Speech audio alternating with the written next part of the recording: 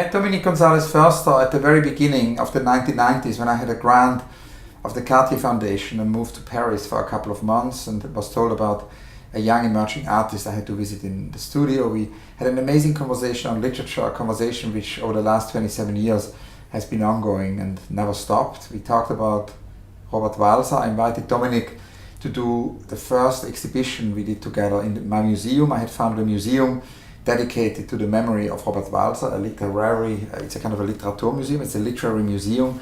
It happened in the restaurant where Robert Walser would always halt on his famous walks, and we installed a vitrine, a little showcase where artists would pay tribute to the great Robert Walser.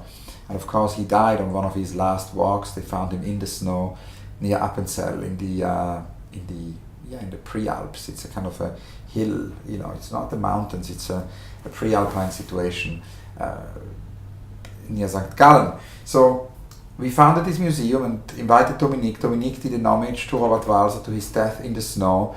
She did a vitrine with photographs of snow, and it was in May, and all of a sudden at the private view, where a very intimate opening to this very intimate museum, it started to snow, which is very unusual for this area, that in May it would snow. And then a man appeared who had come all the way from Torino, where we are going to meet with Kemasi Washington next month.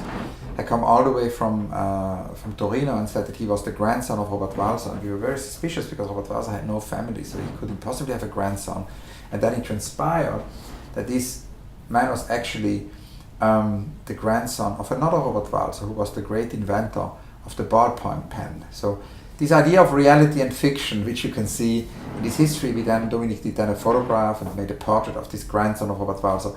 This play between reality and fiction is always at the center of Dominique's work, and it's of course also at the center of her transformations. She did transformations, transforming herself into Bob Dylan, into Lola Montez, many different characters from the 19th and 20th century. And I'm going to show you now the clip which we did for the Serpentine Transformation Marathon, where she invited me to participate in the transformation, and I became Heiner Müller and she became Pina Bausch. It created a funny rumor because people thought Pina was back in London for the first time, and of course Dominique revisited an unrealized project of Pina because Pina never worked with the audience. She never did participatory projects. So Dominique developed the piece and I, as Heiner Müller, gave the introduction. Here we go.